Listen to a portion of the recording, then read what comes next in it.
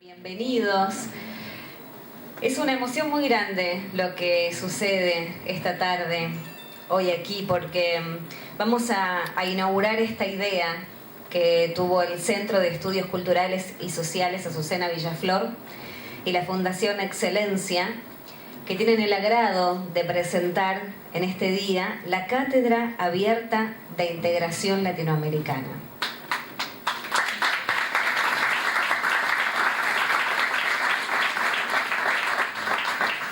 El Centro Azucena Villaflor es una prestigiosa institución que continuamente reconoce la labor de los actores que trabajan y dedican su obra para el bien de los aspectos culturales y sociales de los pueblos, poniendo su producción a la de estos actores al servicio de la gente. Y por otro lado, la Fundación Excelencia es una institución con más de 25 años al servicio de la capacitación multidisciplinar, de la tecnología para el desarrollo de la sociedad y de la cultura y la educación con relación al mundo del trabajo.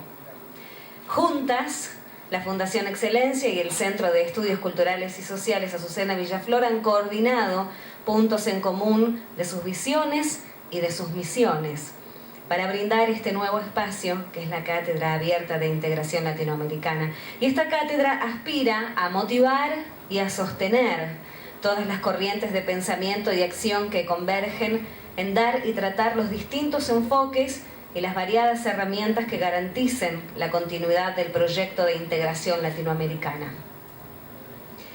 Queremos agradecer especialmente a la Asociación de Personal Superior de Empresas de Energía, no solo por motivarnos a seguir adelante con varios emprendimientos sociales, culturales y educativos, sino también en este caso por facilitarnos este espacio de desarrollo de la Cátedra Abierta, y personalizamos este agradecimiento en el secretario general de APSE, el señor Carlos Minucci, que está con nosotros.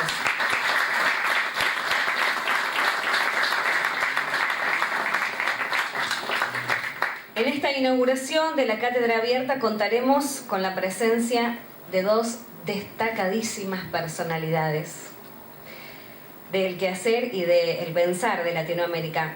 Ellos son el embajador de la República de Nicaragua, José Luis Villavicencio Ordóñez, representante de la triunfal gestión del Frente Sandinista actualmente en el gobierno. Y también otro aplauso enorme para el señor Atilio Borón, uno de los intelectuales de mayor prestigio en nuestro país. Ambas personalidades disertarán sobre el tema Vigencia del pensamiento y obra de Augusto César Sandino en la actualidad latinoamericana.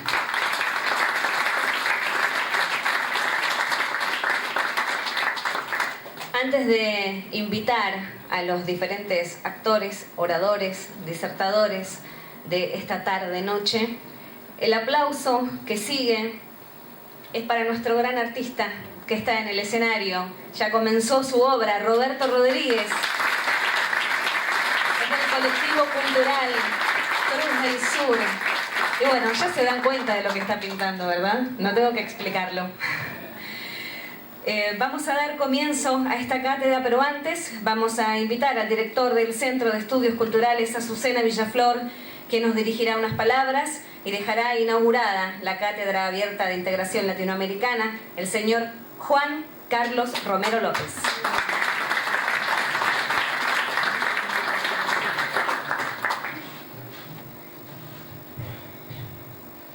Buenas tardes a todos y todas.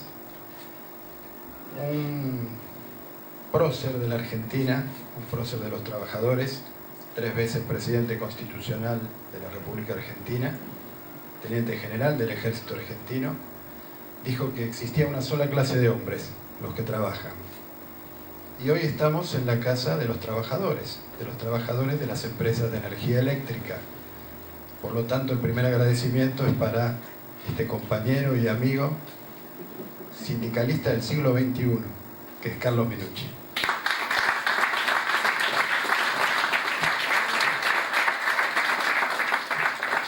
De más está decir que sin esto, sin este lugar, esto no hubiera sido posible, de manera que nuestro agradecimiento es muy sentido y muy especial.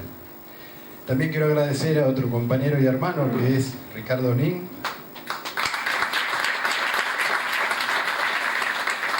presidente de la Fundación Excelencia, fundación con la que desde el Centro de Estudios Azucena Villaflor comenzamos esta cátedra abierta y otra serie de actividades que tienen que ver con la comunicación política, con la formación profesional, la formación social, sobre aspectos sociales.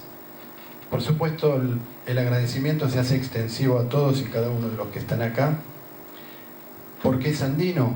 Porque fue un patriota latinoamericano, y porque en estos momentos complicados y difíciles que vivimos, conviene recordar, sin extenderme por supuesto, porque para eso está Atilio y está el señor embajador, sin extenderme en la historia de Sandino, quiero recordar que Sandino con 30 hombres comenzó una lucha por la independencia y la soberanía de su patria, y esa independencia y soberanía fue nada menos que peleando contra el imperio más poderoso de la tierra, entonces y ahora.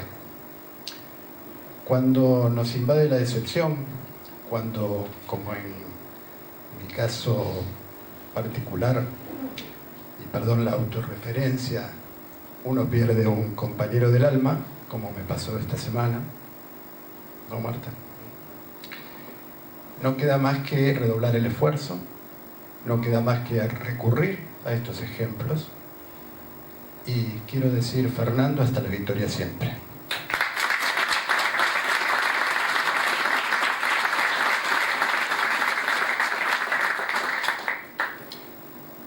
Como tenemos que continuar, y el ejemplo de los que nos dejan tiene que ser inspirador de los que nos quedamos, vamos a darle paso a este gran compañero, Ricardo Julio Nin, que va a hacer la introducción de nuestros disertantes. Muchas gracias.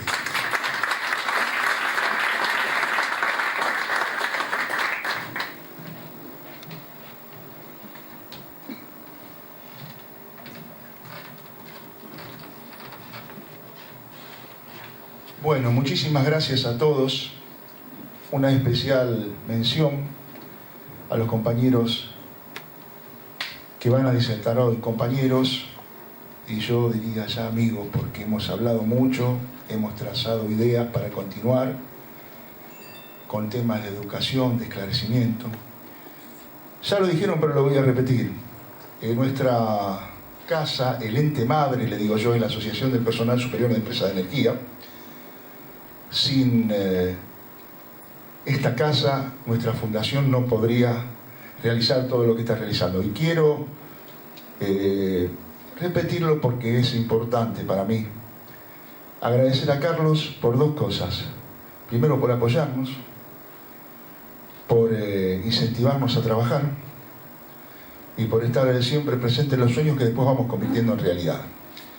Esto que comenzamos hoy es algo que no pretendemos que quede en una disertación. Pretendemos que sea la punta de lanza de un cambio de mentalidad que necesitamos en la República Argentina. ¿Y por qué digo esto?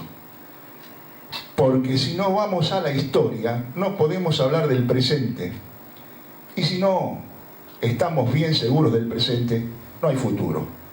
Lamentablemente, estamos viviendo en la Argentina un proceso de desinformación, un proceso de desconocimiento de nuestra historia, de confusión, en donde nosotros tenemos que trabajar con dos cosas, con la elaboración y la participación. ¿Y por qué digo elaboración? Porque esta cátedra abierta lo que pretende es que ser un semillero de militantes de la causa nacional y que ese semillero se expanda por el país. No pretendemos otra cosa que eso, y siempre va a haber participación y va a estar abierta para todos aquellos que estén con la causa del pueblo. Y para cerrar quiero dar un ejemplo de qué importante que es la historia y qué momento crítico que estamos viviendo en la República Argentina. La historia es la base de los pueblos, del crecimiento. Si nosotros vamos a los países imperiales o a los países que se dicen del primer mundo, vamos a ver que lo que más respetan y lo que más profundizan es su historia. Lamentablemente en la República Argentina, después de haber tenido 12 años donde comenzamos nuevamente a hacer el revisionismo histórico, el Instituto Dorrego de Revisionismo Histórico, por un decreto del actual presidente, se cerró sin explicación ninguna, como tantas otras cosas. Y nos ponen en los billetes animales.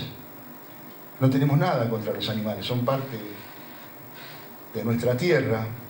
Y después sale el jefe de gabinete a decir que no sirve, que nos quedemos en la historia, que tenemos que ver el presente y lo que tenemos.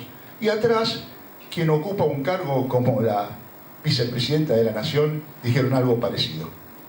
Vayamos a decirle a cualquier país de esos que nombré que saquen a sus figuras de sus billetes. Por ejemplo, que cambien el dólar, el imperio norteamericano. ¿Se dan cuenta qué triste momento que estamos pasando? Entonces, lo que pretendemos es volver a la fuente de la vida. La fuente de la vida, compañeros y compañeras, amigos, no es más que la historia para elaborar un presente e ir hacia un futuro. Y aquí quiero destacar que los argentinos en este momento lamentablemente no estamos en esas fuentes de la vida. Está el embajador de la República de Nicaragua, un ejemplo para nosotros por su historia, por su lucha, por su causa, que no reniegan de su historia y que por seguir profundizando la historia, hoy están en el poder otra vez. Eso es lo que debemos aprender. Y para finalizar, nunca pensé que iba a tener la oportunidad de decir esto, pero debo decirlo.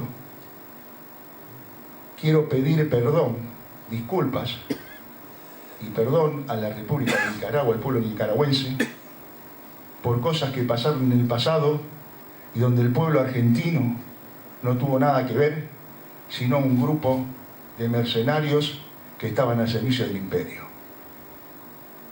Gracias por estar acá, gracias por darnos esta posibilidad, y es el principio de la Cátedra Abierta de Integración Latinoamericana, y sentimos que ese principio va a tener un camino muy largo. Así que muchas gracias a todos. Carlos, muchas gracias y adelante.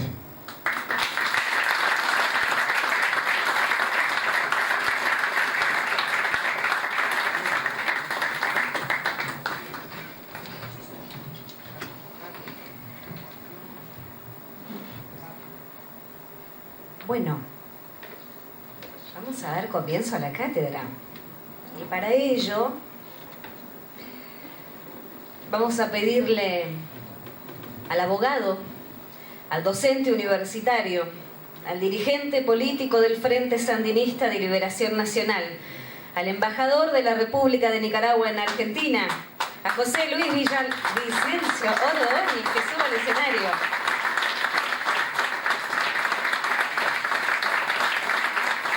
Y también al sociólogo, al politólogo, al profesor universitario, autor de numerosos libros y artículos relacionados con la política y la cultura latinoamericana, el señor Atilio Borón.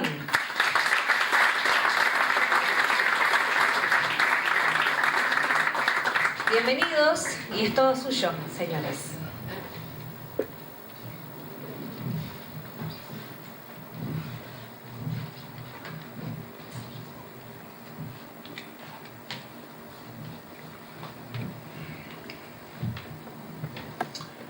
Buenas tardes, compañeras y compañeros presentes. Para nosotros, en primer lugar, quisiéramos agradecer a esta cátedra abierta de integración latinoamericana al Centro de Estudios Sociales y Culturales Azucena Villaflor. Creo que nuestro agradecimiento eterno también a la Fundación Excelencia, que estaban muy emotivamente expresando las palabras, y también a Carlos como secretario general de la Asociación del Personal Superior de Empresas de Energía, ¿no? Que es un hermano que nos ha puesto a la orden este local, que creo que realmente es un local muy fraterno. Estamos ante un público muy fraterno. Nosotros en el mes de enero y febrero arrancamos siempre, todos los años, con dos ídolos o dos inmortales. En enero tenemos a Rubén Darío. Y casualmente la semana pasada estuvimos en el Museo Mitre clausurando la jornada de Rubén Darío. Rubén Darío en las distintas etapas y facetas de su vida. Rubén Darío poeta, Rubén Darío literario, Rubén Darío periodista, Rubén Darío místico, Rubén Darío bohemio, en fin, todas las facetas. Y lo bonito de esta exposición en el Museo Mitre es que Rubén Darío, como cronista, ahí verá la exposición como cronista del periódico La Nación. Más de 600 artículos se escribieron sobre Rubén, escribió Rubén en esa época, en ese periódico, y yo creo que les explicaba de que Rubén fue un gran visionario, porque más importante la historia de Rubén, ver la prosa de Rubén más que la literatura de Rubén.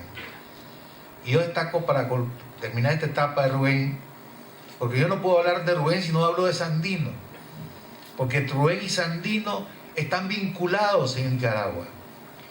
Rubén con su poesía y su prosa, Sandino con su soberanía y el orgullo nacional de sentirse nicaragüense, de sentirse latinoamericano y de sentirse que estaba en una justa causa. Dos íconos de la historia nicaragüense que están unidos en el tiempo y en el espacio. Y en el caso de Rubén, hay dos obras que yo les recomiendo leer. En una de ellas es la Oda a Roosevelt, donde ustedes se van a dar cuenta cómo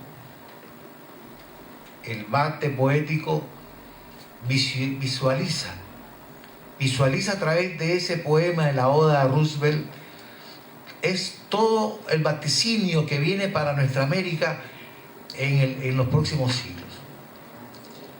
Y el otro más importante, que tiene 1001 versos, el otro poema que tiene 1001 versos, es el Canto a la Argentina. En ese Canto a la Argentina, Rubén se identifica con la esencia, se identifica con la naturaleza del argentino de pueblo, se identifica con el argentino de las distintas magnitudes. Rubén en ese Canto a la Argentina logra expresar su agradecimiento y su identidad con este enorme pueblo argentino, que es un pueblo que no se diferencia mucho con el pueblo nicaragüense. Si dos características tenemos ambos pueblos, es que somos francos, abiertos, directos y sinceros. Si alguien nos cae bien, se lo decimos, y si alguien nos cae mal, también se lo expresamos. Así somos ambos pueblos, ¿cierto?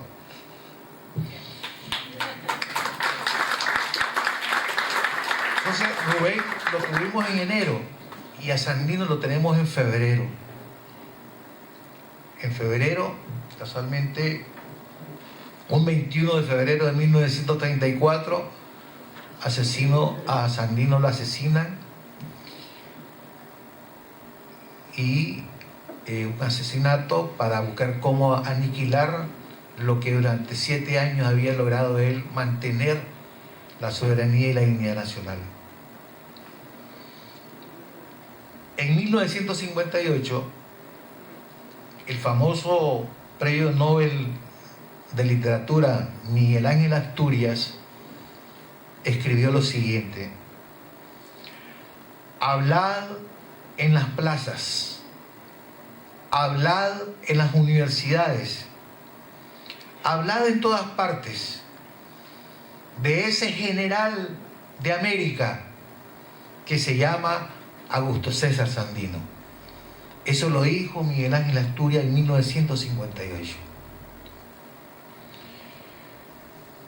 Para nosotros, a los 84 años, ya este 21 de febrero se cumplieron 84 años en que Sandino pasó a otro plano de vida, como le decimos ahora, pasó a otro plano de vida, la inmortalidad pasó a otro plano de vida. Sandino, con su pensamiento, nos heredó muchas cosas a nosotros. Y una de las cosas más importantes que hemos valorado es que la paz que se obtiene es el resultado de muchos años de sacrificios, de muchos años de luchas. Con el asesinato de Sandino se inicia la dictadura de los Somoza, porque es uno de los Somoza al que ponen los marines antes de irse los marines organizan la Guardia Nacional y ponen a Anastasio Somoza García como el jefe director de la Guardia Nacional. Y ya saben ustedes la historia que tuvimos durante más de 50 años de dictadura. Muy difícil esa historia, muy dura, y fue casualmente en 1960 cuando nace el Frente Sandinista y se encuentra con uno de los sobrevivientes de los generales de Sandino, logra aprender y nutrirse más de la doctrina que hizo Sandino en esa época, porque durante toda la historia, desde que asesinaron a Sandino en 1934 hasta, diríamos, 1960, era prohibido hablar de Sandino. La dictadura de Somoza escribió un libro más bien denigrando la historia de Sandino. Lo ponían como un bandolero, lo pusieron como un bandolero, un asesino, lo criticaron siempre en los libros que la dictadura de Somoza publicó, e incluso decía Sandino en el Calvario de la Segovia, así lo titulaba. Nosotros creemos, y no quiero extenderme mucho, de que Sandino, con su pensamiento y su lucha, pasó a la inmortalidad de nuestra América, así como también son inmortales en nuestra América el general José de San Martín, así como también es otro inmortal Simón Bolívar, así como también es otro inmortal Artigas de Uruguay, y aquí está nuestro hermano embajador de Uruguay presente.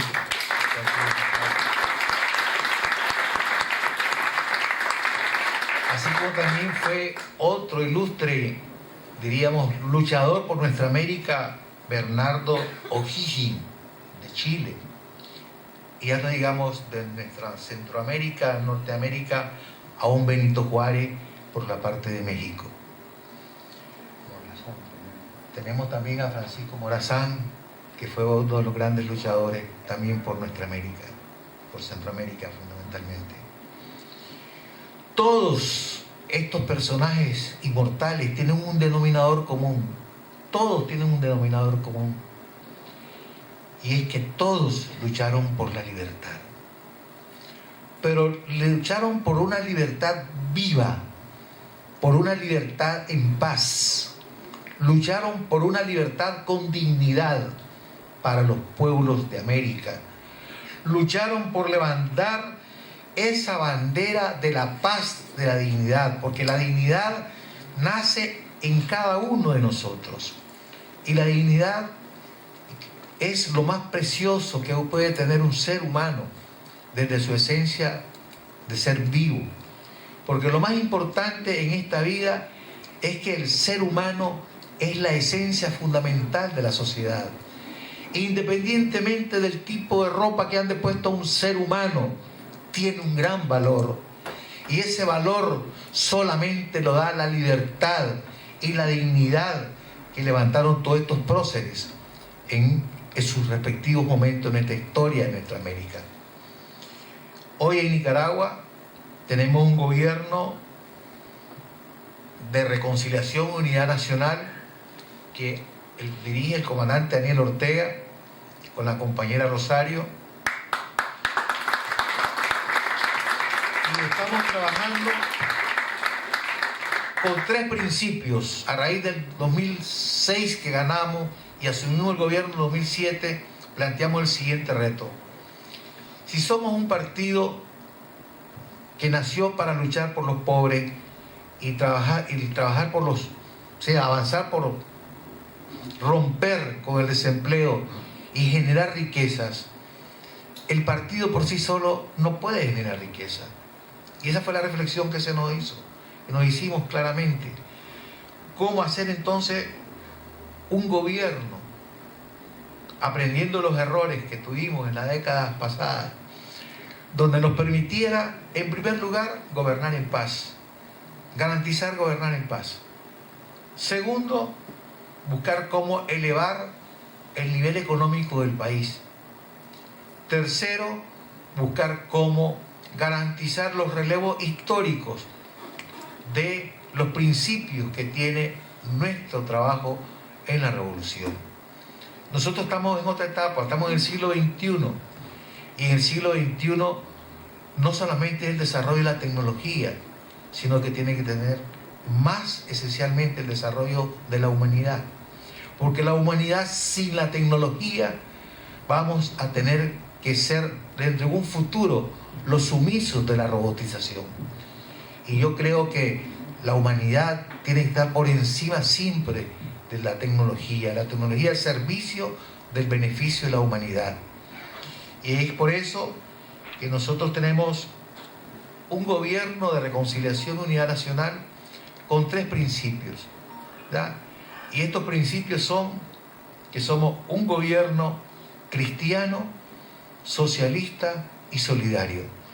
Son los 3 principios que hemos impulsado en estos 10 años que llevamos desde el 2007 al 2017, que estamos comenzando el 2018, en que hemos logrado establecer un acuerdo nacional, un consenso nacional, donde hemos venido involucrando a todos los sectores sociales para que levante la bandera de la dignidad nacional, de que Nicaragua puede progresar, avanzar en un gobierno de concertación, los sindicatos, los trabajadores, la empresa privada, con la coordinación y dirección del comandante Ortega. Eso lo hemos logrado expresar en estos 10 años, y hemos logrado obtener en los últimos años el desarrollo de un Producto Interno Bruto ya que anda por el orden de los 5% promedio anual. Somos el tercer país, diríamos, después de Panamá y República Dominicana, lo que estamos avanzando en enfrentar esta crisis universal económica, pero con esfuerzos solidarios, con esfuerzos humanos y sobre todo con los esfuerzos que nos heredó Sandino, que es el principio de la solidaridad y la fraternidad. Gracias, compañeros y compañeras. Dejo a Atilio, que es el que nos va a dar la cátedra abierta y directa sobre el pensamiento de Sandino ya en esta época.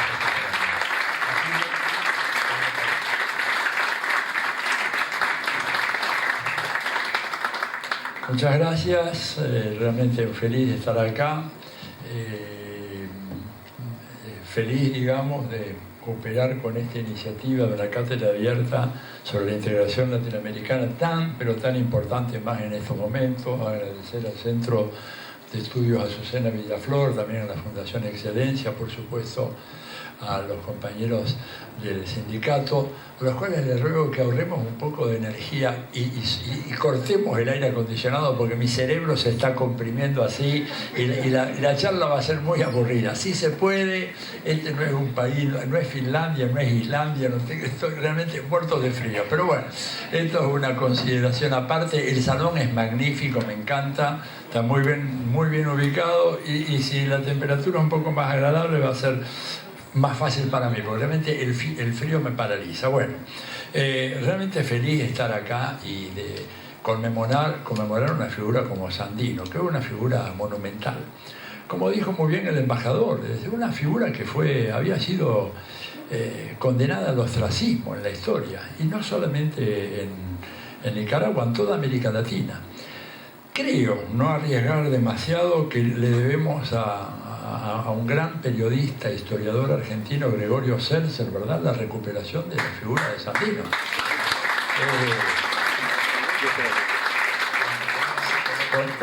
Con ese libro, ¿no es cierto?, el año 55, Sandino, general de hombres libres. Y hablando de periodistas, me acordé de que Estela Caloni, que tenía ganas de venir asociándose a este evento, pido un aplauso para Estela, no pudo, pero sí me dijo, te recomiendo, tío, que hagas saber este mensaje.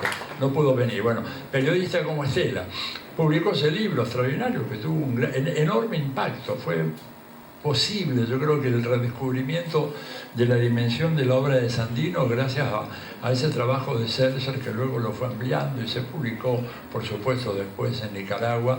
Y me contaban algunos de los comandantes y los militantes allá antes de la revolución. Yo estaba en México, en el exilio mexicano, y había muchos nicaragüenses, y todos me decían cómo ellos sentían una deuda, ¿verdad?, con este autor argentino, Gregorio Seltzer, que les había hecho conocer a un personaje que había sido negado por la historia, no solamente en Nicaragua, sino en toda América Latina.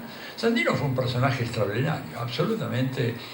Nosotros estamos acostumbrados a hablar con justa razón de la victoria extraordinaria que sufrió, que conquistó el pueblo cubano en Girón, ¿no es cierto?, en donde se derrotó a esa invasión de los mercenarios norteamericanos y cubanos anticastristas, etc. Pero hay que recordar de que eso tiene un antecedente extraordinario, que es la victoria de Sandino. Es decir, Sandino puso en fuga a los marines que habían estado ocupando Nicaragua por largos años. Y como acá decía uno de los que presentó recién, no recuerdo quién de los dos, empezó con un ejército de 30 personas. Eran 30 y 40 fusiles. Eso dijo Sandino, dijo, somos 30 y tenemos 40 fusiles. Era todo. Me hace acordar un poco también la importancia del optimismo, ¿no es cierto?, en la lucha revolucionaria, sobre todo en tiempos como estos, en tiempos tan oscuros como los que estamos viviendo en América Latina, donde parecería ser que la derecha vuelve, parecería, digo, porque no es que ya ha vuelto o está volviendo, pero todavía ese proceso no está cerrado. En tiempos como estos, me parece que ese optimismo, el optimismo de la voluntad que decía Gramsci, es un elemento muy importante.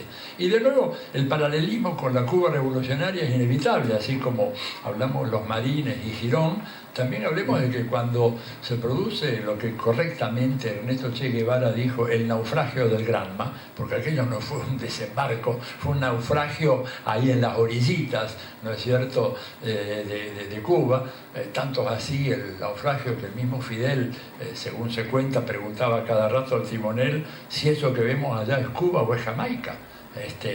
Tal era, digamos, la situación delicada que atravesó el Granma, aparte de que se había caído un guerrillero en el agua y Fidel, en un gesto que lo define de cuerpo entero, mandó a buscar y a detener la marcha y a buscarlo al tipo que se había caído al mar. Es decir, dando un ejemplo, un jefe que no abandona a uno solo de los propios. O sea, eso habla de la moral de lo que era esa guerrilla. Finalmente lo recuperaron, Pero claro, en esa búsqueda perdieron lo poco que tenían de gasolina para poder llegar de una manera un poco mejor. Así que en ese naufragio del Granma, donde llegan y se desparraman todos, y al cabo de 4 o 5 días se empiezan a reencontrar. Se encuentra Raúl con Fidel y creo que 3 más, eran 5. Y Fidel dice, bueno, somos 5, tenemos 7 fusiles, ya hemos ganado la guerra, dijo Fidel. Una cosa que incluso me consta que algunos dijeron, bueno, el comandante se volvió loco. El comandante se volvió loco, somos 5 desparramados de los 82, nos ametrallaron, no sabemos dónde están, no tenemos comunicaciones, tenemos 7 fusiles, de los cuales solo uno era que estaba funcionando bien. Y ganaron. Le ganaron a un ejército extraordinariamente bien preparado como el de la Cuba de Batista, porque Estados Unidos había preparado muy bien ese ejército para ponerlo a salvo a Estados Unidos de cualquier irrupción revolucionaria en esa isla que estaba en perpetua fermentación, ¿no es cierto? Y una isla que siempre fue objeto de una particular obsesión por parte de Estados Unidos. No me quiero detener a hablar de Cuba, que es inevitable. Cuando hablamos de revolución no se puede menos que hablar de Cuba en América Latina, a propósito de lo de Sandino, la revolución nicaragüense, pero baste con recordar lo siguiente. Año 1783, el señor John Adams estaba negociando con los británicos después de que las 13 colonias americanas se habían declarado independientes, constituido la república, y manda una carta desde Londres, que es una maravilla, en donde dice, entre otras cosas, de que hay que apresurar las gestiones para que finalmente Cuba se incorpore definitivamente a la jurisdicción norteamericana. Fíjense ustedes que la obsesión por apoderarse de Cuba arranca, yo puse a ver el árbol genealógico, todavía no había nacido el tatarabuelo de Fidel y ya estaban los americanos pensando en apoderarse de Cuba, lo cual les habla, digamos, la profundidad que tiene esa obsesión por querer apoderarse de esa isla. Bueno, y por supuesto, volviendo a lo de Sandino, la proeza militar. Sandino demostró haber sido un enorme jefe militar, un enorme estratega militar, porque aplicó una tecnología, digamos, que luego se difundió por toda América Latina, de guerra de guerrillas contra un ejército enormemente superior, ¿verdad? Enormemente superior. Tuvieron que irse, pero claro, Roosevelt dijo, bueno, se van, pero dejamos ahí una guardia pretoriana, la famosa, tristemente célebre Guardia Nacional, que era, digamos, una banda de criminales que sometieron al pueblo y a los combatientes nicaragüenses a toda clase de torturas y de vejaciones y represiones que sean imaginables, ¿verdad? Pero bueno, Sandino finalmente logró prevalecer, los marines se fueron. Esto generó en Estados Unidos una sensación de escozor, digamos, porque era prácticamente una derrota, que por supuesto Estados Unidos nunca habla de que fue derrotado en Girón, fue derrotado en Nicaragua, fue derrotado en Vietnam, pero ellos siempre no hablan de esas cosas. Ellos, lo suyo es una marcha triunfal, victoria tras victoria, ¿verdad? Pero esto, como les decía, la derrota sufrida por las fuerzas americanas en Nicaragua, un país que también atrajo siempre la atención de los Estados Unidos, numerosas intervenciones militares ocupando aquello. Ellos ya estaban con el tema del otro canal bioceánico desde hace mucho tiempo, sabiendo de que lo de Panamá podía de repente complicarse y ya sabían muy bien esto. Y entonces hubo una delegación de representantes y de senadores del Partido Demócrata que lo fue a ver a Franklin Delano Roosevelt, bueno, quejándose porque llegaban las noticias de los atropellos de Somoza, una vez muerto Sandino, ¿verdad?, dispersado al ejército sandinista, fueron a quejarse porque había muchos representantes sindicales en aquella época. El Partido Demócrata en aquellos años, no ahora, era un partido que tenía una importante gravitación en el movimiento obrero. Además, Roosevelt fue el último presidente, fíjense, estamos hablando de la década de los 30, principios de los 40, el último presidente que apoyó el desarrollo del movimiento obrero y apoyó con una legislación sindical muy importante. Entonces, estos delegados van y se quejan porque Somoza estaba también cometiendo toda clase de atrocidades en contra de los sindicalistas y en contra de los militantes allá en Nicaragua, Y le dicen textualmente, pero presidente, ¿cómo es que usted apoya a esta persona? Y, disculpen la expresión, pero dijo, esta persona que es un hijo de puta. Is a son of a bitch. Le dijeron a Roosevelt, había abiertamente. ¿Cómo lo apoya a él? Entonces Roosevelt los mira condescendiente, le dice, ustedes tienen razón, pero se olvidan de que ese es nuestro hijo de puta, ¿no es cierto?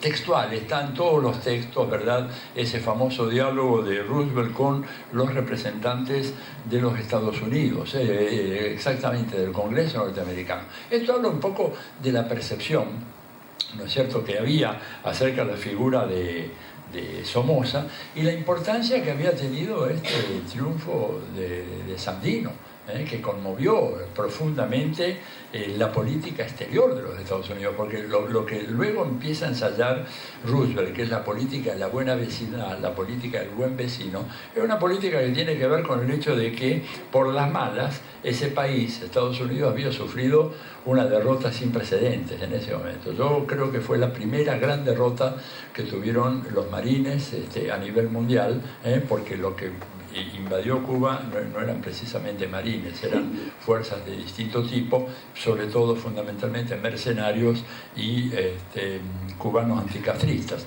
Pero allá en Nicaragua estaban los marines y fueron derrotados. Entonces, parece que eso habla de la significación enorme. Y claro, incluso el pensamiento de Sandino, ¿verdad?, que yo quiero rescatar acá antes de pasar un poco a decir, bueno, desde Sandino venimos a la actualidad.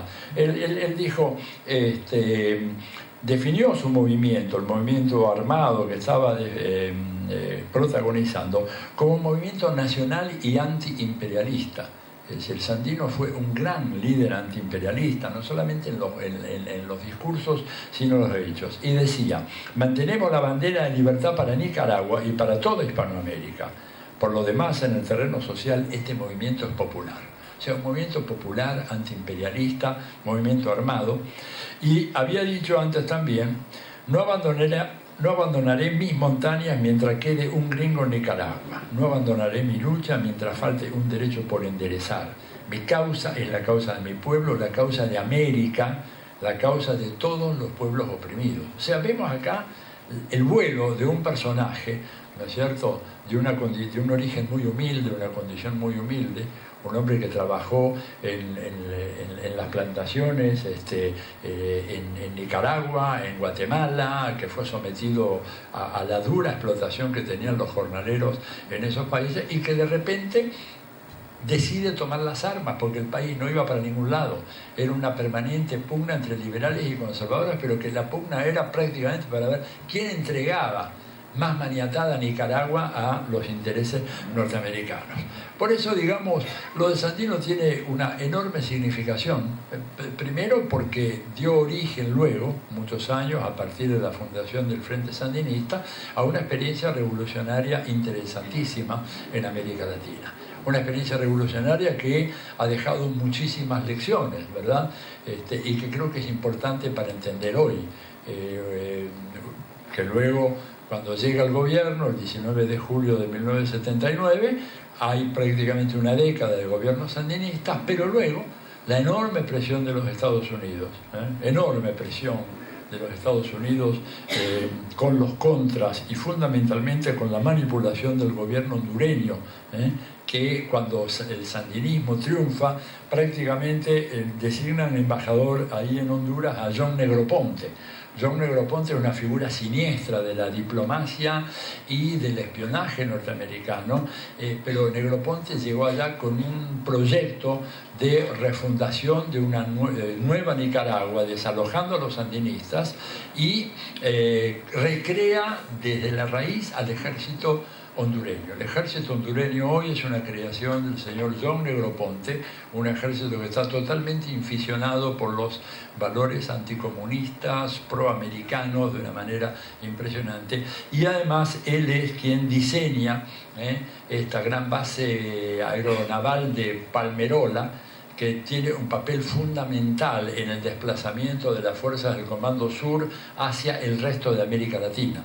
Toda la operación, ¿verdad?, que se ha preparado en el Comando Sur para intervenir aún en las regiones más apartadas de Sudamérica, se basa en lo que ellos llaman saltos de rana de la aviación y de las fuerzas de aviación y de combate de los Estados Unidos desde el sur de la península de Florida, donde están acantonadas la mayoría de las fuerzas del Comando Sur, hasta Honduras, la base de Palmerola, porque tiene una pista de aviación y dispositivos y radares y todo un aparataje de informática electrónica que prácticamente no hay en todo Centroamérica, para de ahí pasar a Palanquero en Colombia y de Palanquero llegar a la base Mariscal Estigarribia en Paraguay. Ellos tienen perfectamente pensado, y no es casual, ¿verdad? Piensen ustedes por qué cuando viene toda esta nueva oleada de gobiernos progresistas y de izquierda, uno de los primeros gobiernos que tratan de tumbar después de Chávez con el golpe del 2002 y lo tumban es el gobierno de Honduras. Lo tumban a Zelaya, pero tan estratégica era Honduras en esa lucha.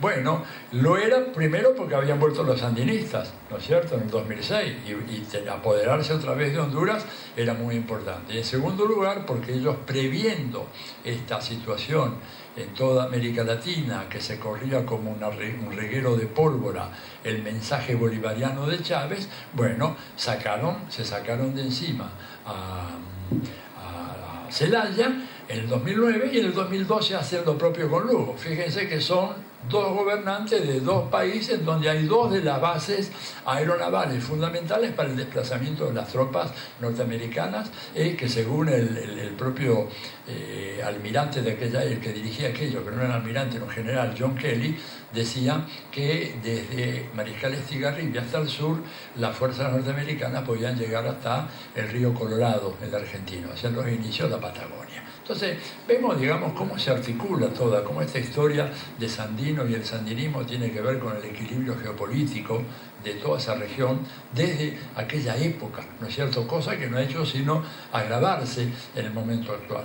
Y por eso, digamos, aquella metodología utilizada para erosionar al sandinismo en la década de los 80, utilización de los contras, presiones económicas, agresiones de diversos tipos, son también las metodologías que se han venido aplicando contra gobiernos de izquierda y progresistas en América Latina. Lo que está pasando ahora en Venezuela no es muy diferente a lo que pasó, ¿verdad?, en la Nicaragua sandinista en la década de los 80.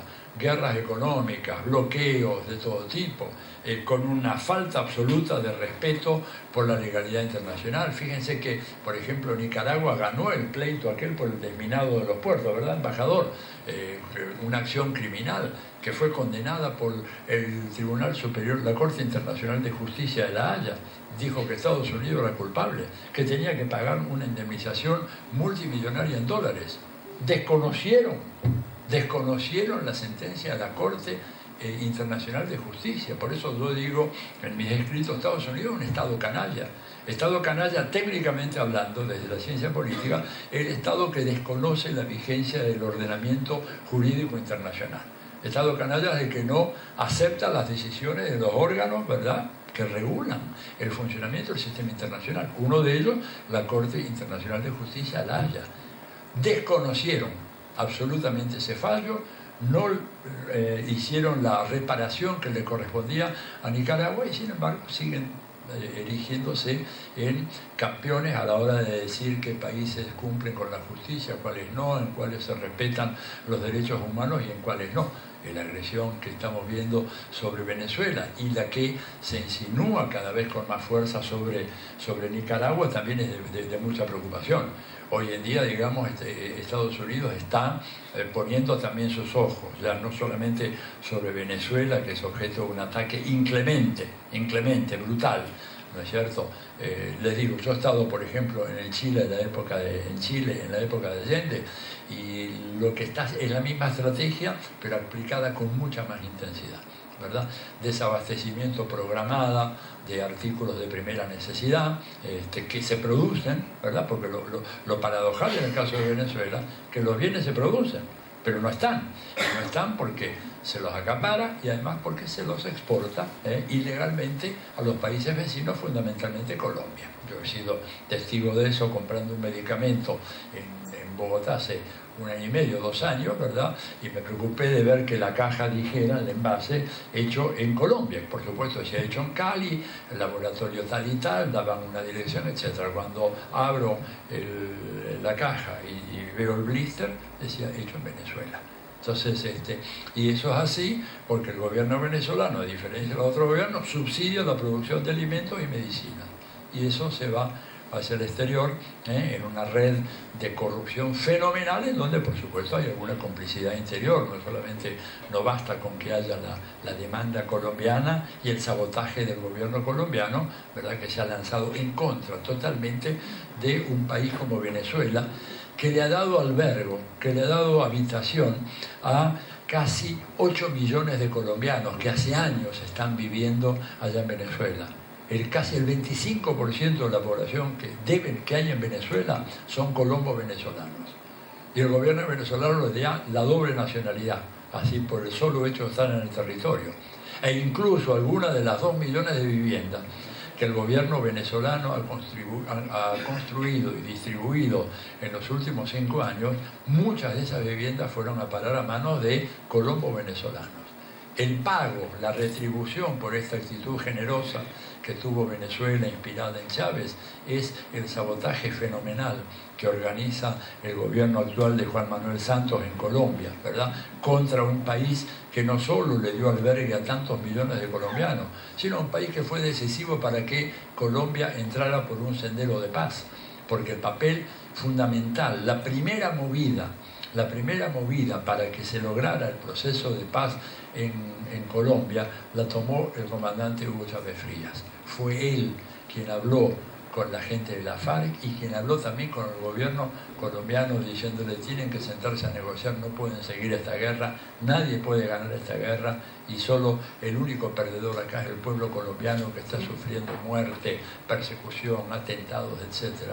Sin embargo, fíjense ustedes, en lugar de retribuirle generosamente, respetando el derecho a autodeterminación del pueblo venezolano, ¿no es cierto?, se juntan todos estos gobiernos para hostigar a Venezuela y por supuesto tienen en la mira a los otros gobiernos progresistas de la región, entre ellos Nicaragua, que es el país de mayor territorio en Centroamérica, el país que tiene la más importante base militar, ¿no es cierto?, en toda la región y evidentemente en la medida en que el gobierno norteamericano logre desalojar del poder a Maduro, creo yo, embajador, y creo que estaremos de acuerdo en esto, que van a empezar a apretar las clavijas sobre Nicaragua. Porque el tema de los canales, ¿no es cierto?, el canal alternativo, que es un canal que realmente no compite con el canal de Panamá, porque el canal de Panamá, aún con el ensanchamiento actual, no puede admitir los supercargueros que ya están en este momento funcionando por los 7 mares y que aún con el ensanchamiento del canal de Panamá no pasan por ahí, no pueden. Entonces el canal de Nicaragua es un canal complementario con el canal de Panamá, pero lo que pasa es que Estados Unidos lo que no puede admitir es que sea un canal construido, ¿verdad?, por un consorcio de empresas en donde los chinos desempeñan un papel muy importante que Estados Unidos no controla. Entonces hay que estar alertas, ¿no es cierto?, porque la patria del Sandino está también bajo la mira ahora. Y yo quisiera un poco redondear estos comentarios planteando que Estados Unidos se encuentra en una situación extraordinariamente delicada, ¿no es cierto? Y contrariamente a todas las voces vociferantes que hablan del poderío de los Estados Unidos, el poderío militar, que es indudable que lo tienen, pero ustedes saben que las guerras requieren algo más que tener drones o una aviación. Las guerras se ganan cuando ese territorio es ocupado por las fuerzas invasoras. Y lo que Estados Unidos no puede hacer desde Vietnam es mandar fuerzas y mucho menos tolerar que los medios de comunicación informen que hay tantas víctimas de los Estados Unidos producto de esas guerras. Por eso es que en todos los frentes militares donde hay tropas de los Estados Unidos, no existe libertad de prensa, o sea, mismo los periodistas americanos no pueden informar sobre lo que está pasando ahí, y todas las noticias que ellos informan, sea la CNN, la cadena Fox o la ABC o la NBC, cualquiera de esas 4 cadenas, solamente puede mandar una noticia si es que primero fue vista y aprobada, ¿no es cierto?, por el jefe en el teatro de operaciones, el jefe militar en el teatro de operaciones. O sea, cuando nos dicen pasó tal cosa en Vietnam, no sabemos, o mejor dicho ahora en Afganistán, no sabemos. Digo esto a propósito de un descubrimiento que se hizo hace unos pocos días, en donde un informe que había hecho la Fuerza Aérea de los Estados Unidos, el escuadrón de élite, que dice que había matado a no sé cuántos guerrilleros fundamentalistas islámicos. Bueno, apareció un periodista norteamericano que fue al terreno, que se instaló en el terreno, que hablaba la lengua, que hablaba el árabe, y recogió la información de esa comunidad, en donde ahí no mataron a ningún guerrillero. Fue otro error, una falsa noticia. Mataron a casi 20 personas, la mayoría de ellos niños y ancianos, ¿verdad?, con esas bombas de precisión. Esa noticia nunca salió. Lo que había salido era que había habido una operación exitosa del Comando Delta de la Fuerza Aérea que había acabado con un reducto de fundamentalistas islámicos. No hubo tal cosa, hubo un ataque, probablemente hubo una falsa información, los mecanismos de información son cada vez más inseguros, ¿verdad? Y entonces, bueno, nos hemos enterado ahora, hace pocos días, a través de la revelación de esta periodista norteamericana muy valiente que fue allá, recogió la información, dijo, no, acá no mataron a gente común y corriente, ninguno de los terroristas. Decía, Estados Unidos preocupado ante lo que es su clara declinación como imperio. Y esto no es una opinión que pueda hacer yo así a la ligera acá. Ya los principales documentos del gobierno norteamericano hablan de que Estados Unidos ha perdido esa capacidad que tenía en el pasado para imponer en el mundo sus intereses, sus deseos, sus valores. Hoy en día el mundo ha cambiado y mucho. ¿Por qué? Porque, bueno, eso que tantas veces dijo el comandante Hugo Chávez Frías, el mundo se ha ido transformando en una dirección multipolar. Y hoy Estados Unidos entonces se encuentra con una realidad muy diferente a la que había en el pasado, y eso quiere decir de que ya las capacidades mismas de disciplinar a los países latinoamericanos se ha visto seriamente menoscabada. Ellos no pudieron detener todo este tsunami bolivariano que comienza en el 99 cuando Chávez asume la presidencia de Bolivia, y cuyo impacto que llega hasta hoy, y que ha obligado a ellos a recurrir a mecanismos extraconstitucionales, salvo en el caso de la Argentina, en donde se perdió el gobierno, se perdió un gobierno, una fuerza, un proyecto a manos de la derecha, y se perdió producto más de errores propios que por méritos de la coalición de Cambiemos, ¿verdad? En el resto de los casos ha tenido que apelar a dictaduras militares o a dictaduras de nuevo tipo, ¿verdad? De hecho, Brasil hoy, con lo que Temer ha hecho, entregándole el control del principal estado de Brasil, en Río de Janeiro, o uno de los dos principales, junto con Sao Paulo, a manos de la policía, del ejército, habla claramente de cómo, digamos, no solamente hubo un golpe de Estado llamado blando o institucional, sino que además ha habido un proceso de remilitarización de la sociedad brasileña, tal como había en la época de la dictadura militar. Todo lo cual pone de nuevo sobre la mesa, bueno, la preocupación de Sandino por la emancipación nacional y por la liberación nacional, y por el gobierno y la autodeterminación de nuestros pueblos, ¿verdad? Estados Unidos entonces está tratando de hacer eso. En la Argentina lo lograron por la vía constitucional, pero si hay una cosa que es muy clara, no solamente fue la derrota de esos proyectos progresistas, en un caso a manos de un golpe, en otro por la vía electoral, sino que ni Argentina ni Brasil se han estabilizado como proyectos de derecha, ¿verdad? El caso argentino es clarísimo, no solamente a partir del diagnóstico hecho desde la izquierda o desde el campo nacional popular, como se le quiera llamar, sino que inclusive los propios intelectuales orgánicos de la derecha argentina son sumamente pesimistas a la hora de evaluar la realidad actual y el futuro del gobierno de Macri. Basta con leer los titulares y los editoriales de La Nación y Clarín, como vemos como personeros que fueron ferozmente antikirchneristas en el pasado y que apoyaron a manos llenas al gobierno de Macri el primer año, en este momento están empezando a adoptar una actitud mucho más cautelosa. Y ya la idea triunfal de que, bueno, acá había un gobierno que ya daba vuelta a la página a la historia y que se acababa definitivamente el así llamado populismo y empezaba el sinceramiento con los mercados y una Argentina que se integra al mundo y todo eso, que realmente fue simplemente una retórica vacía, carente por completo de significado, hoy en día es asumido hasta por los propios intelectuales, orgánicos, los propios economistas de la derecha, que ven a este gobierno, un gobierno que no despega, una economía que no avanza, un endeudamiento que crece de una manera gigantesca, el déficit fiscal que es imparable, la inflación que es imparable y que puede terminar, cuidado con esto, puede terminar liquidando la moneda nacional. Yo creo que uno de los pronósticos que uno puede hacer es que si esto sigue así, en su desesperación esta gente nos lleva directamente a la dolarización y a la desaparición de la moneda nacional. Pueden hacer como hicieron en Ecuador, como hicieron en El Salvador, como hicieron de alguna manera en Panamá, decir, bueno, esta gente no puede administrar su moneda, por lo tanto la moneda que vamos a utilizar de ahora en más es el dólar. Tomar un poco el ejemplo de Menem, pero radicalizando esa experiencia, porque evidentemente no hay manera que esta gente consiga parar la inflación. Y no se para la inflación porque los mercados tienen las manos libres y los operadores, los grandes operadores del mercado tienen las manos libres para hacer y deshacer.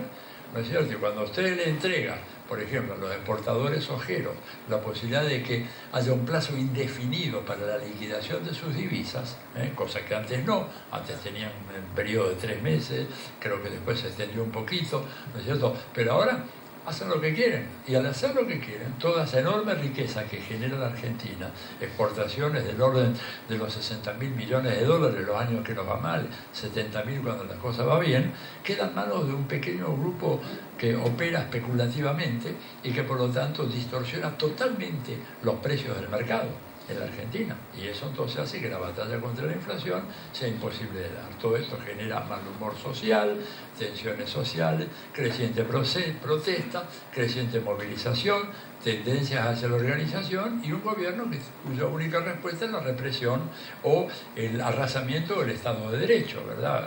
Liquidación de las paritarias nacionales, tenemos un problema gravísimo con el gremio docente, por enésima vez no se logra poner en marcha este proceso de educación en el momento adecuado. Entonces, mismo cuando uno a veces observa un cierto desánimo en nuestra gente diciendo, bueno, llegó la derecha, llegó para quedarse, no nos sacamos más esto de encima, yo aconsejo tener una nota de prudencia. Realmente son gobiernos que ni en Argentina ni en Brasil están estabilizados, y cuando uno más amplía el foco y mira el panorama internacional, ve que en México nuevamente Andrés Manuel López Obrador, que representa una versión moderada de la izquierda, está punteando cómodamente en las elecciones. Ya le robaron una vez las elecciones.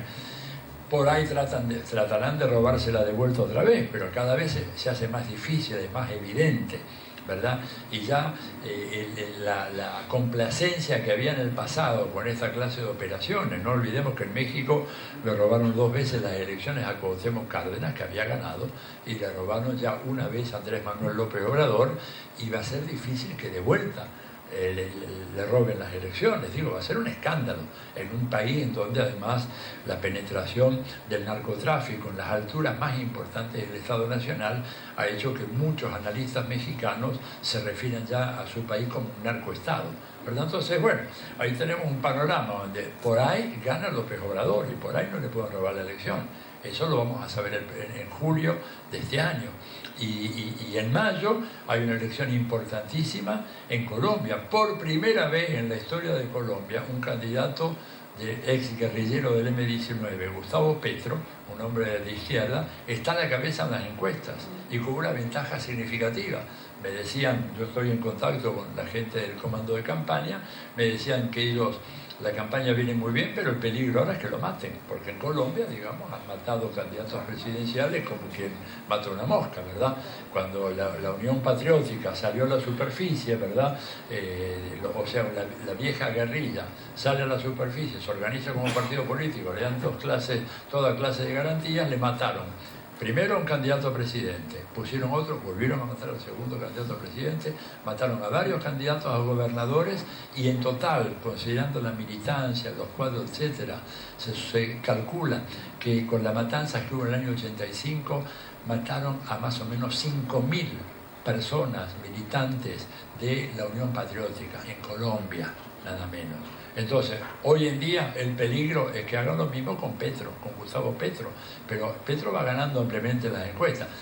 Tengamos un poco de fe, supongamos que gana López Obrador, supongamos que pueda ganar Petro, que no lo maten y que entonces cambie la historia colombiana, porque realmente Colombia vive todavía a comienzos del siglo XIX, la pluralidad entre liberales y conservadores, aparece un tercer partido con una tonalidad moderada de izquierda, porque los tiempos no dan para más, puede ganar.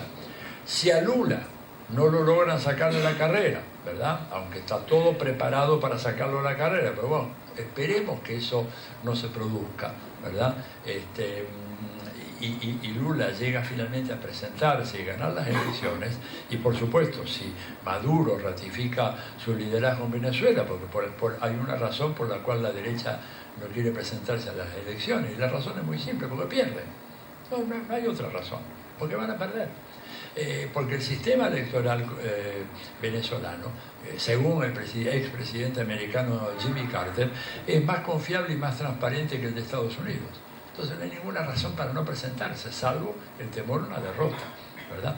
Y por eso no se van a presentar. Con lo cual abren una caja de Pandora de que, bueno, si no se presentan y quieren sacar de prepo, como se dice en este país, a Maduro, esto significa por lo menos una guerra civil.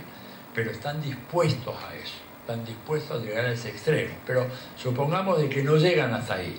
Entonces, si llegara a ganar López Obrador, gana Petro, gana Maduro, gana Lula, bueno, el escenario para nosotros acá en el extremo sur, en Argentina y Brasil, cambia significativamente. Y por lo tanto, la tan temida retorno de la derecha para abrir un nuevo ciclo de 20, 30 años de derecha, realmente demostrará ser simplemente una ilusión pasajera. Por eso digo yo, y acá cito a un gran amigo mío, conocido por todos ustedes, que es Frei Beto, que dice: reservemos el pesimismo para tiempos mejores, ¿no? No hagamos gala del pesimismo en un momento como este, y tiene razón Beto en ese sentido. Entonces, digo, ahora, Estados Unidos, con los problemas que tiene, con la competencia de China, una competencia económica feroz, de hecho, competencia que China está ganando ampliamente. China está apoderándose comercialmente, sin que esto signifique armar un imperio, porque los chinos son suficientemente inteligentes para saber que no hay ninguna chance de que ellos puedan intentar reemplazar al imperio americano con un imperio chino. Eso lo tienen muy claro, pero sí disputar el terreno económico. Y en la disputa del terreno económico le van ganando. A ver, algunos indicadores muy elementales. Estados Unidos no tiene ni 1 kilómetro de vías de alta velocidad, lo cual es prácticamente lo coloca en una situación como la Argentina en materia de transporte ferroviario.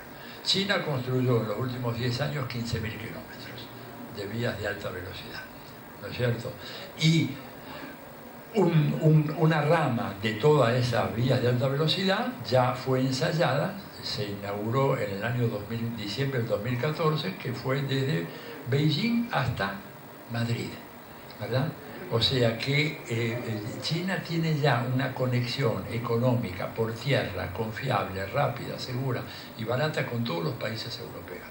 Estados Unidos desarrolló toda una estrategia de contener el avance de China bloqueando la salida al mar de China, o mejor dicho, el tráfico naval. Por eso desplazaron toda la flota naval de los Estados Unidos, está concentrada prácticamente todas en el Océano Índico y en el Mar del Sur de la China. Y los chinos, anticipando eso, dijeron: vienen por el mar, vamos por tierra. Y ya llegaron hasta Madrid. Pueden ver eso ustedes en YouTube, el itinerario del viaje que hicieron, ¿verdad? Y que es impresionante porque modifica totalmente el comercio mundial. Y Estados Unidos se queda afuera. Además por una razón muy simple. ¿Qué le puede dar Estados Unidos a Europa? Armas. Nada más que eso. Los chinos le pueden dar montones de cosas. No solamente los chinos, están también los rusos, ¿verdad? Pero bueno, ese es el primer indicador. Segundo indicador, durante todo el siglo XX, el país que estaba a la cabeza en el registro de patentes y marcas tecnológicas de última generación era Estados Unidos.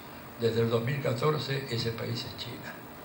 Hoy, desde el 2014 China tiene más registro de marcas y patentes tecnológicas, ¿no es cierto?, de última generación que los Estados Unidos, pero con una casi lo dobla a Estados Unidos el número de patentes y registros. Esto quiere decir que en la carrera tecnológica China ya, no digo que tomó la delantera, pero claramente está con un impulso que la va a llevar a establecer una relación de paridad o una superioridad mismo con los Estados Unidos, ¿no es cierto? Y en tercer lugar, el impulso fenomenal a la modernización de la infraestructura de China, porque China tenía una infraestructura muy mala. Pero el otro día leía yo una estadística del Instituto de Administración de la Información sobre la Energía de Estados Unidos, que es una fuente del gobierno norteamericano, que mostraba con preocupación que entre los años 2011 y 2013 el consumo de cemento de China había sido igual al de los Estados Unidos durante, ¿cuántos años dirían ustedes? En 3 años, equivalente a cuánto de consumido por Estados Unidos. Vamos, ayúdenme un poco a hacer más dinámico. ¿Cuánto? 30. ¿Qué más? ¿Quién tiene da más? ¿Quién da menos? ¿Por allá qué dice? Tamara, ¿cuánto? 15. Bueno, están todos equivocados. En 3 años emplearon 46% más cemento que Estados Unidos en todo el siglo XX. No, así es. 46% más que Estados Unidos en todo el siglo XX. Energy Information Administration se llama la fuente norteamericana que da ese dato y que demuestra que lo que Estados Unidos utilizó para construir toda la red de carreteras, porque hasta el principio del siglo pasado no había carreteras sino de tierra, ¿verdad? Toda la red de carreteras, todos los puentes, todos los caminos suburbanos, todos los edificios, todos los puertos, todos los aeropuertos, todo lo demás, todo eso en 3 años los chinos lo superaron en 46%. Entonces, este es el problema, ¿verdad? Lo que yo llamo, hablando de los volcanes centroamericanos tan maravillosos, las placas tectónicas de la economía mundial se han movido de una manera irreversible. ¿Y qué hace Estados Unidos ante esa nueva realidad entonces? ¿No es cierto? Además, Estados Unidos como uno de los países que empieza a ser de los más endeudados del mundo. Hoy en día, la relación entre deuda externa de Estados Unidos y Producto Bruto es de 105%. O sea, está mucho mejor la Argentina de hoy, imagínense, que Estados Unidos en ese punto. Estados Unidos debe 105% de lo que produce en un año. Entonces, ¿todo eso qué hace? Bueno, que Estados Unidos se vuelva sobre nosotros. ¿Por qué? Porque América Latina, ¿verdad?, es la reserva estratégica de Estados Unidos. Cuando Estados Unidos está en crisis, como estuvo en los años 70 con la crisis del petróleo y la guerra de Vietnam, lo que hizo fue avanzar sobre América Latina y sembrar de dictaduras militares toda la región. Y en este momento tiene ese plan, solo que ahora resulta mucho más difícil. Resulta más difícil porque fíjense que Maduro está siendo sometido a un ataque desde que murió Chávez, ¿verdad? Hace 5 años ya. Y sin embargo, el sistema se mantiene con muchas dificultades, muchas privaciones, están produciendo, digamos, unos sufrimientos indecibles al pueblo venezolano, porque quieren crear la crisis humanitaria y están con la ilusión de que a fuerza de crear condiciones muy, muy difíciles en la economía, vaya a haber una rebelión popular en contra de Maduro que lo tumbe. No aprendieron la lección. La lección es que, aún en esas condiciones, esos pueblos saben quiénes son sus verdaderos enemigos y pueden estar muy enojados con el gobierno bolivariano, no sé si lo están, ¿verdad? Habría que hablar con ellos, pero de lo que no tienen ninguna duda es que cualquiera de los opositores que llegue al gobierno va a ser infinitamente peor. Y por lo tanto están con Maduro. Y Maduro y Chávez hicieron una cosa que a mí me hubiera gustado que se hubiera hecho también en Brasil, y es que nunca abandonaron el proyecto de movilización popular y organización popular y concientización popular, ¿verdad? Eso fue el gran legado de Chávez, ¿verdad? Hablando permanentemente, dando sus conferencias, sus charlas, educando a la población, llevándoles a libros, produciendo libros en cantidades millonarias para que la gente tuviera esos libros, acabando con el analfabetismo en Venezuela y bueno, concientizándolos de que Venezuela es un objetivo esencial para los Estados Unidos, la mayor reserva petrolera del mundo a nivel individual, tiene más petróleo Venezuela hoy que Arabia Saudita, y eso lo hace, digamos, un país que es irresistible para Estados Unidos, que depende tanto del petróleo, aunque por ahí escuchamos versiones que dicen no, que ya el petróleo no es importante, que hay energías alternativas. Claro que hay energías alternativas, por supuesto, y renovables y en buena hora, pero el mayor ejército del mundo, el país que consume la mitad del gasto militar mundial, se mueve solo con petróleo, salvo los 3 o 4 más grandes portaaviones de la clase Nimitz, que son portaaviones de última generación, que esos se mueven con energía atómica. Todo lo demás dependen del petróleo. Por lo tanto, el tema del petróleo es absolutamente esencial para el imperio en lo que hace ya no tanto a la circulación de los automóviles, hace a la movilización de su fuerza militar. Esos aviones a reacción que van a 2.500 kilómetros por hora, ¿verdad?, funcionan con petróleo, derivados de petróleo, naftas especiales, los tanques también, ¿no es cierto?, los buques también, todo el material rodante de tierra también, todo el petróleo es fundamental. Venezuela, gran productor, y además un productor de petróleo que está a 4 días de navegación de Houston, que es el lugar por donde entra todo el petróleo que viene desde el Atlántico y el Caribe. Entonces todo eso nos revela la trascendencia de la convocatoria de Sandino a luchar por la gran patria americana. Y él fue realmente un patriota nuestro americano, que peleó por Nicaragua, pero lo decía en las citas que yo les mencioné recién, por toda América, por toda Hispanoamérica, decía él, ¿verdad? Porque es una sola gran nación. Nosotros somos, desgraciadamente, una sola gran nación que las políticas del colonialismo y del imperialismo lograron dividirnos, parcelarnos, fragmentarnos. Por algo, digamos, en Centroamérica se pone Nicaragua, América Central, Costa Rica, América Central, porque hay todavía un residuo muy fuerte de que hay una identidad centroamericana que ha sido tronchada por las políticas de divide y vencerás que han aplicado los sucesivos imperios, los españoles, los americanos después, pero lentamente está surgiendo esta voluntad de retomar esas banderas de la Unión Nacional Latinoamericana que representaba también la figura de Sandino. Así que en esta nueva conmemoración de su asesinato, vil asesinato, ¿verdad?, traición, porque él creyó en la pacificación, y creo que por eso hay tantas similitudes entre aquellos. Creo que las FARC colombianas también han creído en la pacificación y ya han muerto más de 200 militantes de la FARC desde que se firmaron los acuerdos de paz, porque el Estado colombiano es un Estado que está dirigido por una mafia criminal. El señor Álvaro Uribe, ¿verdad?, estaba hasta el año 94-95 en las listas que tenía el Departamento de Estado y el FBI como uno de los 100 mayores narcotraficantes de Colombia, ¿verdad? Y eso todavía figura, no lo han podido borrar porque están en los archivos históricos de la Universidad George Washington en los Estados Unidos. Ustedes buscan, entran ahí en los archivos históricos de la Universidad George Washington, radicada en Washington de los Estados Unidos, y ponen Álvaro Uribe Vélez y aparece rápidamente él en la lista como uno de los mayores narcotraficantes de Colombia. ¿Y qué hacen los americanos con alguien así? De repente lo llaman y le dicen, bueno, mira, tenés una opción.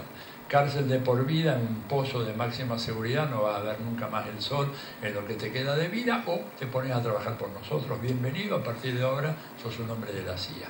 Y eso es lo que hicieron con Uribe. Y lo que hicieron con Noriega. En Panamá también, que Noriega no era así. Pero lo pescaron en algunas cosas y después lo usaron como chantaje, ¿verdad? Entonces, lo de Sandino, de alguna manera, fue la expresión de un hombre noble, imbuido en los más elevados valores del espíritu, que creyó realmente en la paz, creyó en ese gobierno, Y va a aquella famosa cena en la Casa de Gobierno y a la salida lo detienen, y un subalterno de Somoza no fue quien disparó, pero sí fue quien dio la orden, lo matan. A él y a los dos generales que lo acompañaban en aquella cena. Un hombre que creyó, un hombre, vuelvo a repetir, inspirado en los valores más elevados de la humanidad. Un gran combatiente, pero al mismo tiempo un gran humanista. Bueno, esto nos lleva, y con esto sí termino, a recordar la gran verdad contenida en aquella frase que pronunciara el Che Guevara cuando dijo que al imperialismo no se le puede creer ni un tantito así, nada. Y esa es la gran lección. Bueno, muchas gracias.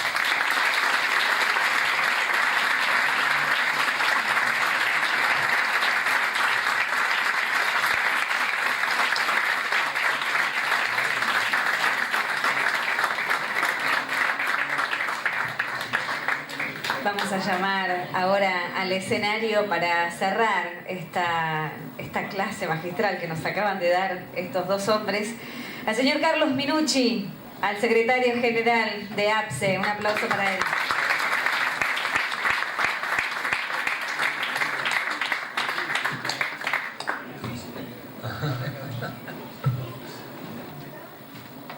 Presente.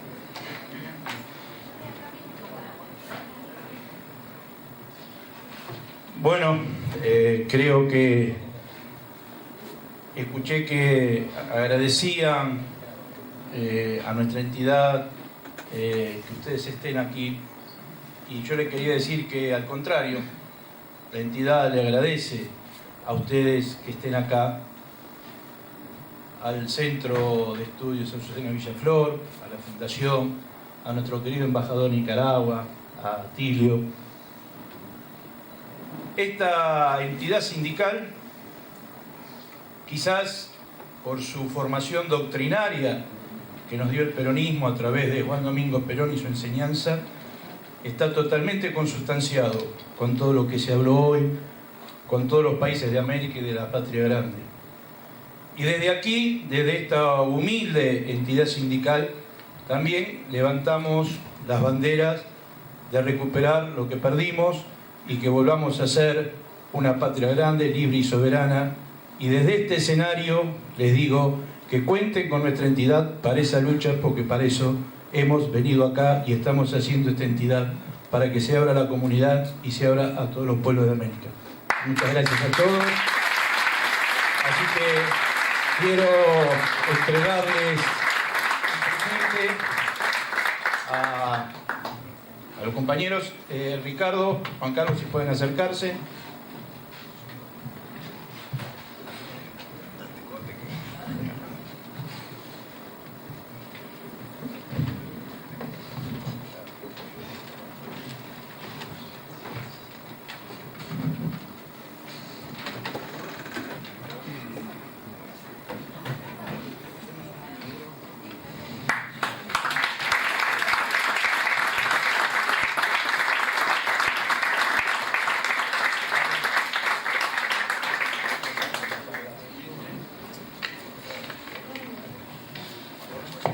Quiero invitar también al escenario porque vamos a entregar esta maravillosa obra de arte que acaba de realizar el artista Roberto Rodríguez, para que pida un fuertísimo aplauso.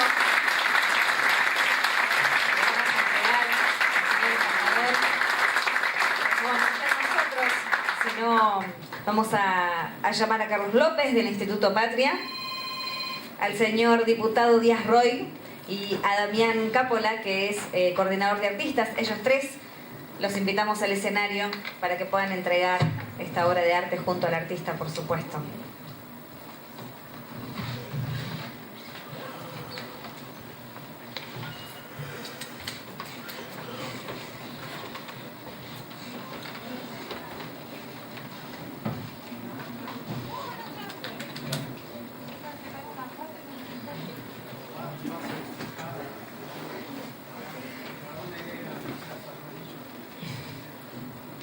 Los vamos a invitar a todos y a cada uno de ustedes en el escenario para la foto final de este encuentro, y a todos y a cada uno de ustedes también agradecerles la presencia y extender una nueva invitación para todos ustedes para el viernes 22 de junio a la misma hora, a las 19 horas en este lugar, para el segundo encuentro de este año de la Cátedra Abierta de Integración Latinoamericana. El aplauso para todos ustedes y para los representantes de la Embajada de Nicaragua en la Argentina, para el maestro Atilio Borón, la Fundación Excelencia y el Centro Mecena Villaflor.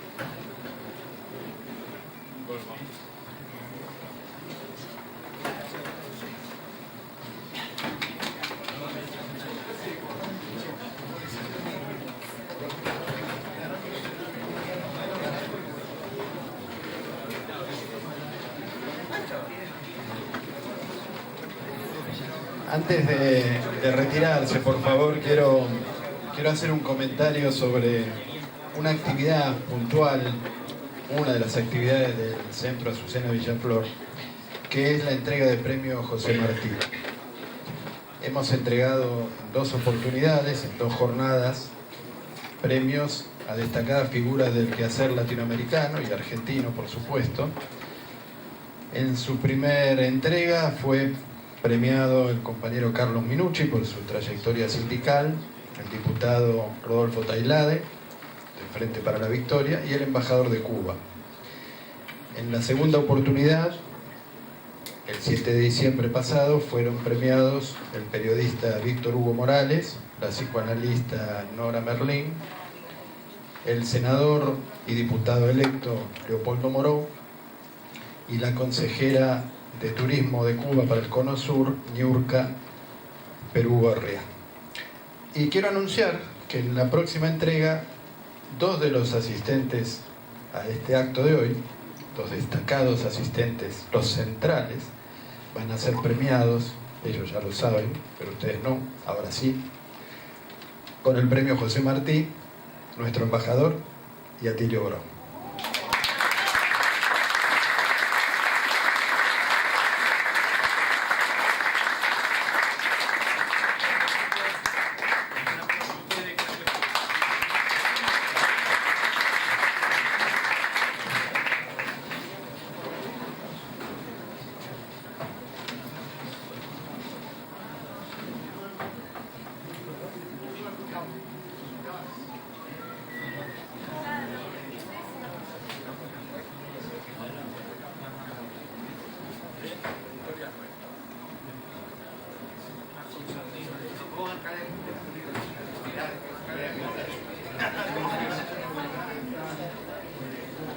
Gracias, chicos.